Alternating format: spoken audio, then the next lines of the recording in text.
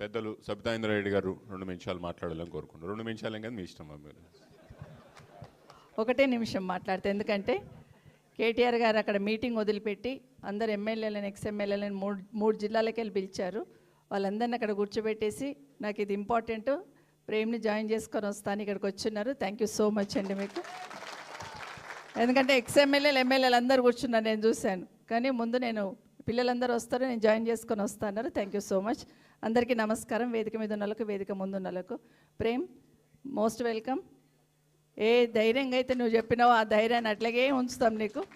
ధైర్యంగా పనిచేయి, ధైర్యంగా ఉండండి. కేటీఆర్ గారు కూడా ఒకటి విజ్ఞప్తి చేస్తున్నా, ఇక్కడ ఉన్న యంగర్ జనరేషన్ చూస్తే 20 ఏళ్ళు మీ వెనక నడుస్తారు వీళ్ళందరూ, అందరు కూడా.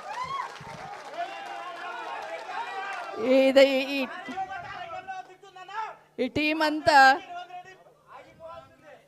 అంతా కేటీఆర్ గారి టీం అన్నట్టు, మొత్తం అంతా కింద ఉన్న వాళ్ళందరూ కూడా. కార్తీక్తో మొదలు పెడితే వీళ్ళందరూ ఒక 20 సంవత్సరాలు రాష్ట్రాన్ని ముందుకు తీసుకుపోయే టీం ఇదంతా, అంతే కదా. జై తెలంగాణ, అంతేనా జోస్? ఆడికి వినిపించాలా?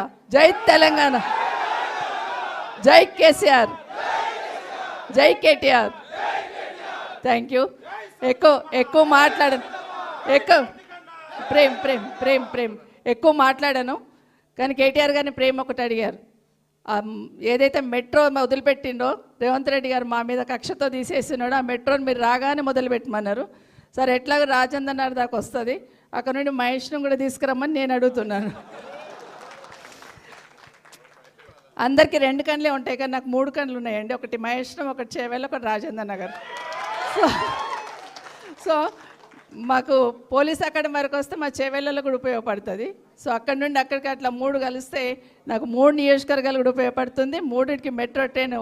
నిజంగానే ఇప్పుడున్న ప్రభుత్వానికి ఏం చేయాలో కూడా ఆలోచన లేదు. కానీ కేటీఆర్ గారిని మన నియోజకవర్గంలో, అంటే రాజేంద్ర నియోజకవర్గంలో కోన ఏ మూలకి ఏముందో చెప్పమంటే చెప్తాడు ఇక్కడ కూర్చొని. ఎక్కడ రోడ్డు కావాలా, ఎక్కడ లేకపోతే ఎస్ఎన్డిపి నాలా కావాలా, ఎక్కడ లింక్ రోడ్ వేయాలా, ఇవన్నీ కూడా కేటీఆర్ గారు గత 5 సంవత్సరాలు ఏం చేశారో చూసాం. మనమంతా సైకిల్ ట్రాక్ చూస్తూ ఉన్నాం, గండిపేట డెవలప్మెంట్ చూస్తున్నాం. ఒక్కొక్కటి కాదు, ఒక్కొక్కటి చెప్పాలంటే 1 గంట పడుతుంది. కాబట్టి మళ్ళీ అభివృద్ధి రావాలంటే ఖచ్చితంగా మళ్ళీ కేసీఆర్ గారు రావాలి. కేసీఆర్ గారు రావాలంటే రేపు ఎన్నికలు జరిగే పునాది, జిహెచ్ఎంసీ ఎన్నికలు జరుగుతున్నాయి కదా, ఆ ఎన్నికలంతా కూడా మనకు పునాది అవుతుంది. ఖచ్చితంగా గట్టిగా రేపు మున్సిపల్ ఎలక్షన్స్ ఉన్నాయి, వాటిలో కూడా మనకు బీఆర్ఎస్ జెండా పట్టిన ప్రతి ఒక్కరిని గెలిపించినట్టు అందరం కూడా ప్రయత్నం చేద్దామని తెలియజేసుకుంటూ చాలా మాట్లాడినా.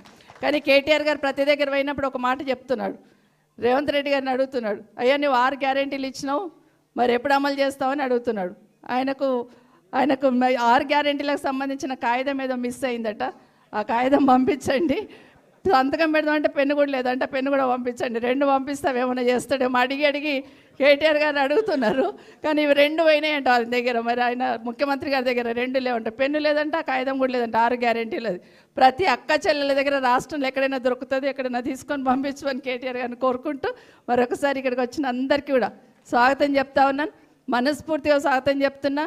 గట్టిగా మనసు పెట్టి పనిచేయండి, కేసీఆర్ గారిని వెనక్కి తెచ్చుకుందాం. జై తెలంగాణ, జై కేసీఆర్.